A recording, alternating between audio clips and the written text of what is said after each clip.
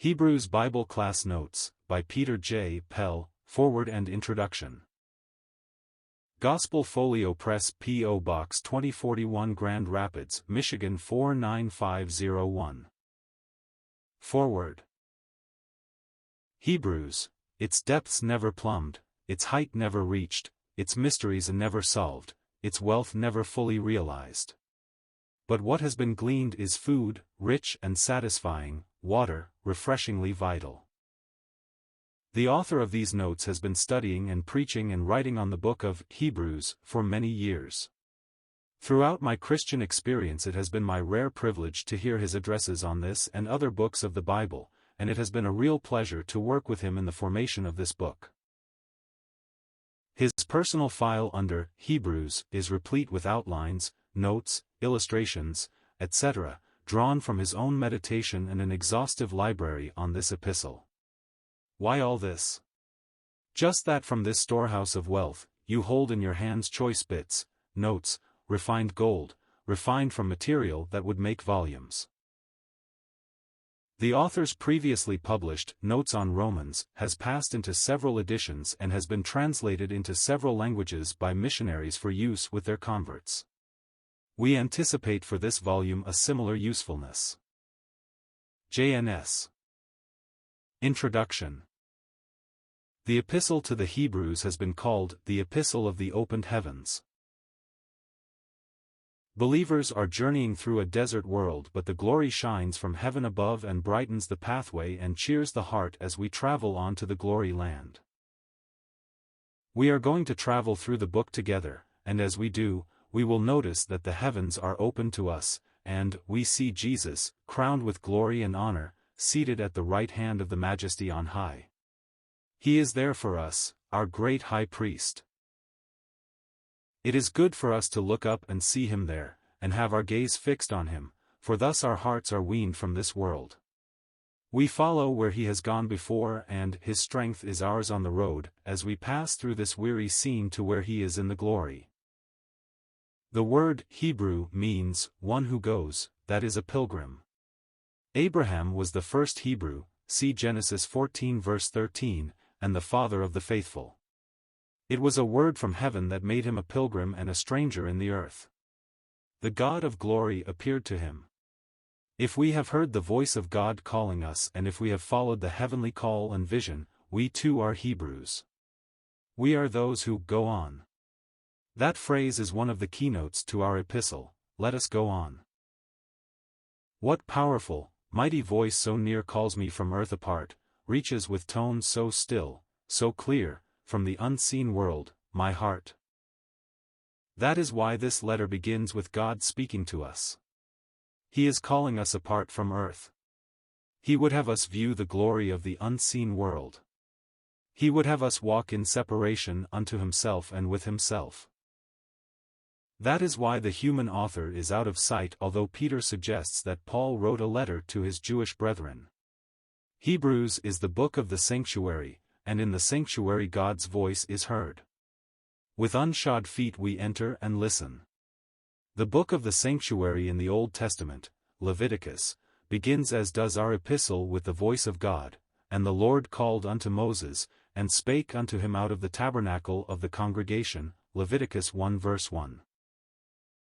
God, who at sundry tunes, in olden days spoke through prophetic lips, made known his ways, in the incarnate Son, to whom all knees must bow, spoke to make known himself, is speaking now.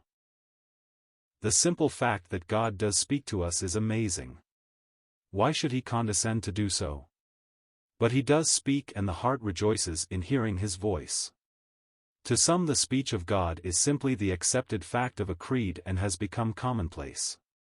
To others it is the most wonderful of all facts, for God has told out all his heart in his speech after he speaks directly to us. He speaks fully, revealing all his counsel. He speaks finally, there is no need for further speech once he has spoken. His words are words of love, words of salvation, words of lordship, and words of hope. God spoke in times past. Even Adam heard his voice in the garden, but he could not say all he wanted to say in the old days. God was giving the various letters of the alphabet then, but now we have the entire alphabet in his Son. He is Alpha and Omega, the sum total of all that God has to say to us. The narrow river of God's revelation running through the ages has widened into a majestic ocean. After Christ, God has no more to say. One has said, a climax is reached. If the diapason of God's creation closed on man, the diapason of his revelation closes on a man, the head of a new and regenerated race, Christ Jesus. Some years ago a young man lay on the operating table in a hospital. A skilled surgeon stood near. A group of students stood round about.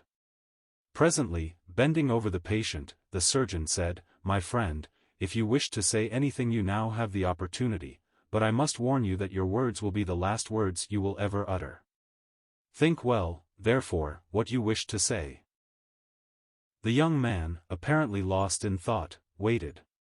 A deep solemnity settled over the faces of the onlookers. What words would he choose for such an occasion?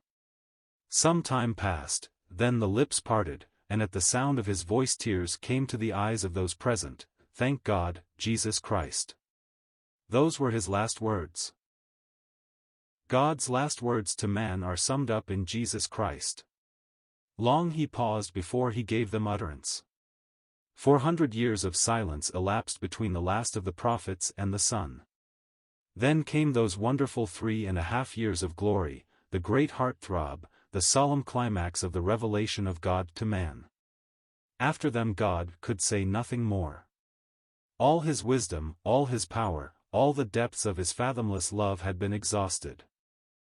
Gathered Gleanings. The author. Anonymous in contrast to the other epistles. Traditionally Paul's. Internal evidence, author associated with Timothy, Hebrews 13 verse 23. External evidence, Paul wrote a letter to the Hebrews, 2 Peter 3 verse 15. The date. Written before the destruction of Jerusalem, thus before AD 70. See chapter 10:11, 8:4, compare 9:8. The theme. The priesthood of Christ at the right hand of God, and the superiority of Christianity over Judaism. The argument. Christ is superior to all that pertain to the old dispensation. Angels give place to the Son, Moses, the servant of the house, gives place to Christ who is the builder, Joshua the ancient captain who led Israel into Canaan, gives place to Christ the captain of salvation who is now conducting the children to glory, Aaron, the earthly and dying priest, gives place to the true Melchizedek who lives and serves in the heavenly temple forever. The Old Covenant gives place to the new which Jesus administers, and at the same time the old carnal or earthly ordinances give place to the spiritual and efficacious ministrations of the heavenly priest. Finally, the blood of the victims gives place to the blood of Christ, offered through the eternal Spirit. A photograph is the shadow of a mansion, but a legatee would not be satisfied with a photograph. He would go on to take possession of the mansion of which the photo was the shadow. The Hebrew Christians were inclined to be satisfied with the photo, the shadow. In chapters 1 to 7 we consider Christ. In chapters 8 to 10 we find ourselves accepted in him. In chapters 11 to 13 we are rejected with him. In Romans we have a court scene. The law speaks, but the judge justifies on the ground of redemption. The key word is justification. We are cleared. In Hebrews we enter the holy place. The law is hid beneath the mercy seat. The key word is sanctification. We are holy.